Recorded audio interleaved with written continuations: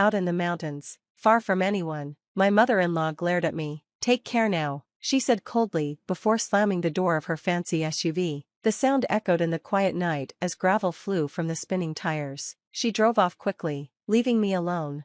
Under the moonlight, I caught a glimpse of her face. For the first time, I saw her cruel smile and the glint of her eyes, sharp and dangerous like a predator. She looked at me like she'd already won. "Mom, why?" I whispered, my voice shaking, but she just leaned out the window and laughed. It was a chilling sound, full of triumph. "Goodbye, Emily," she sneered. "No one's coming to help you. By tomorrow, you'll just be food for the wolves." Her words cut through me like ice. The roar of her SUV's engine faded as the headlights disappeared into the dark, leaving me frozen in disbelief. I reached for my phone, desperate to call for help, but it wouldn't turn on. Then I remembered, earlier, she had borrowed my charger. She had planned all this. She tricked me into coming out here under the pretense of showing me a stargazing spot. I felt so foolish. Maybe if I had tried harder to get along with her, or if I had been more serious about handling things with my husband, this wouldn't have happened. But now, standing in the freezing night, I was alone, with only the distant howls of animals echoing in the distance. Fear crept through me. I could feel something watching from the shadows between the trees. The crunch of leaves and heavy footsteps came closer. My heart pounded as I backed away, unsure which direction was safe. Behind me, the sound of footsteps grew louder. "I'm Emily Matthews, 26 years old, married to John for 2 years. John has always been kind and supportive. When I was overwhelmed with work or unwell, he would cook for me or help me feel better. Marrying him was the best decision of my life. I come from a well-off family, but I worked hard to build a life of my own. I didn't want to rely on my parents' money, so I kept my family's wealth a secret from John. I wanted to live by my own efforts. John and I both worked in the bridal industry, and I loved my job. But then John decided to quit his stable job to start his own business. Though worried, I supported him because I believed in his determination. Then, I found out the truth. John had been in a relationship with another woman from his college days. Not only that, but he had racked up $50,000 in debt from extravagant trips with her. I had no idea and was devastated when I learned about it. To my horror, he started his business with that same woman as his partner. He claimed his family was supporting him financially. His mother, Susan, adored him and justified everything he did. She treated me as if I was trying to steal her son. Meanwhile, John's sister, Megan, lived off him completely. She refused to work, saying she didn't want to deal with things like speaking formally to her boss. She seemed entitled and difficult, which made dealing with her exhausting. For a while, I endured it all because I loved John, but Susan and Megan started visiting our home often, rummaging through my belongings without permission. They used my expensive, cherished items as props for their social media, treating them carelessly. One day, Susan took my favorite brown purse without asking and broke it. I hoped she'd apologize, but instead, she smirked and said, "It was bought with John's money, so I don't owe you anything." I felt crushed. Even though I earned a good income, I couldn't keep replacing my things endlessly. I reminded Susan that the bag she broke was something I bought before I got married. It was my first big purchase, something I had dreamed of owning. "Yeah, right," she scoffed. "Girls like you don't have money for things like that. Don't try to fool me." She had already labeled me as a gold digger, accusing me of spending John's money on luxuries. It was impossible to talk to her. She didn't even try to understand. She only saw me as an enemy. When I turned to John for support, he barely listened. "Just hold on a little longer. Mom's going through a rough time," he said. It hurt so much to feel ignored, even by him. I had always thought of myself as strong and independent, but being so alone was overwhelming.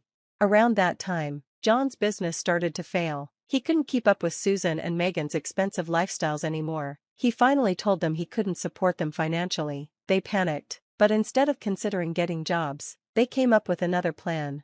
"Take some of Emily's money and give it to us. Family comes first," Susan declared. I explained, again, that I split living expenses with John and used my own income, but they didn't believe me. Their frustration grew, and for a while, they visited less often. I thought maybe they were starting to accept reality. I was wrong. They were plotting something far worse. When Susan found out about my wealthy family, her resentment deepened. She became obsessed, convinced that if I disappeared, they could control John's money and even inherit a fortune from me. She imagined millions, even though I hadn't written a will, and my family, not them, would inherit everything. Her twisted thinking led her to a horrifying plan. Susan knew I loved photography, especially taking pictures of the night sky. She researched remote locations with little human activity and found a spot where she thought no one would find me. Out here, no one will ever find you. It's bear season, this'll look like an accident, she told Megan. Megan agreed without hesitation. I'll drive for you, Mom, we're doing this for John, she said, pretending it was for his sake, though it was really all for their own benefit. On the day of the plan, Susan called me with an unusually friendly tone. Emily, I know you love stargazing. There's a spot nearby with the most beautiful stars. Want to go? She asked. Feeling hesitant but hopeful, I agreed. They seemed so kind that day, chatting about beauty and fashion, even complimenting my hair. I've always wanted a daughter like you, Susan said warmly. It felt strange, but I wanted to believe they were finally accepting me. When we reached the spot, they encouraged me to step out and take pictures. We'll grab some things from the car and join you, they said.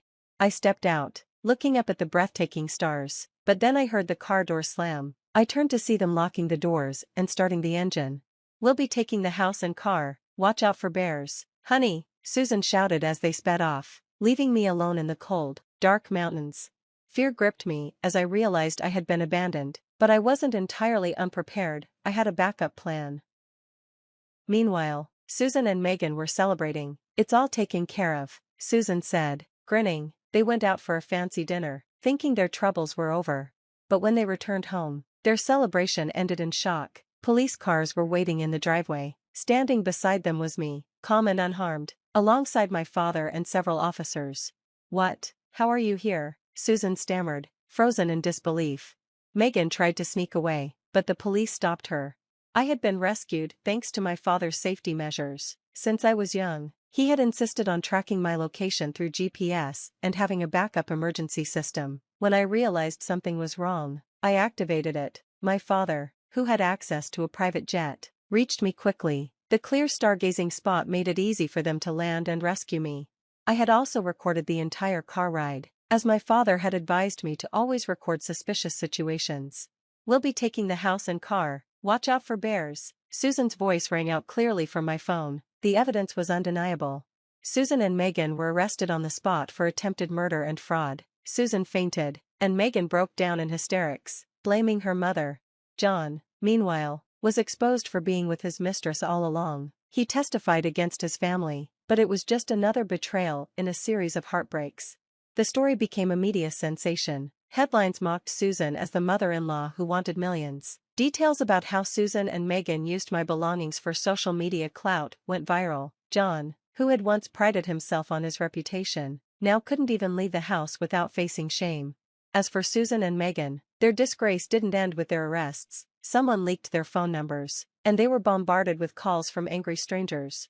The next day, all of Susan and Megan's bank accounts were frozen, and everything they owned was seized. Without John's income, they couldn't afford anything. To make matters worse, news about John's mistress spread all over the internet, destroying his reputation completely. The man who had betrayed me had now lost everything, including his dignity.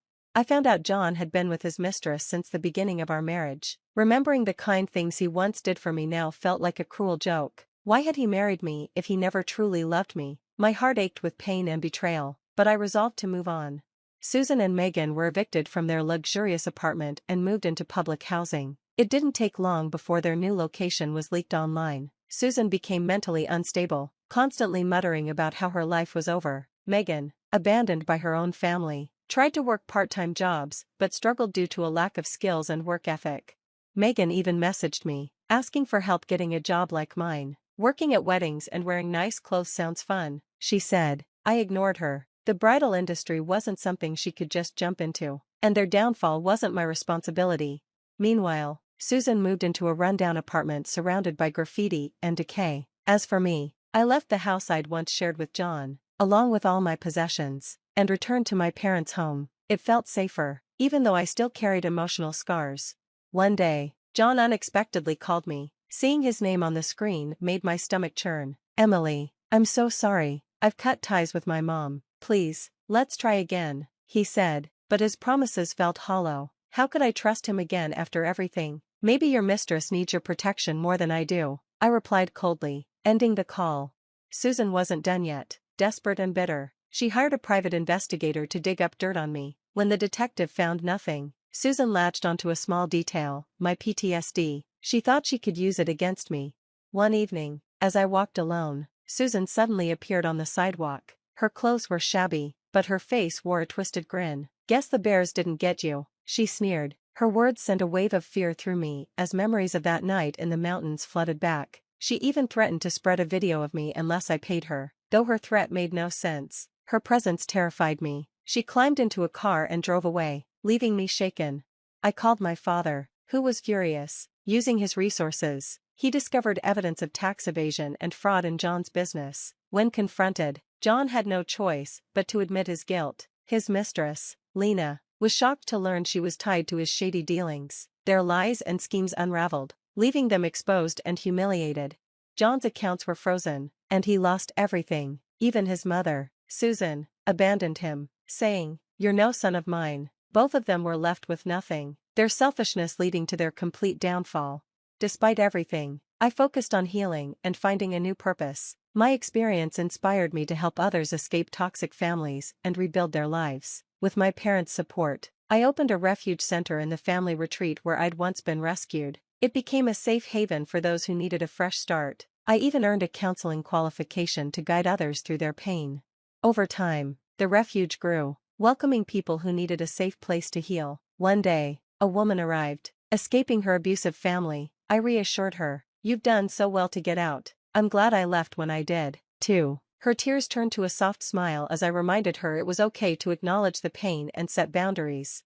With time, I began to smile again, finding joy in helping others rebuild their lives. Susan, Megan, and John continued to struggle, but I felt no pity. They were simply reaping the consequences of their own actions. Meanwhile, the refuge became a place of hope, ensuring no one else would have to face the kind of pain I once endured.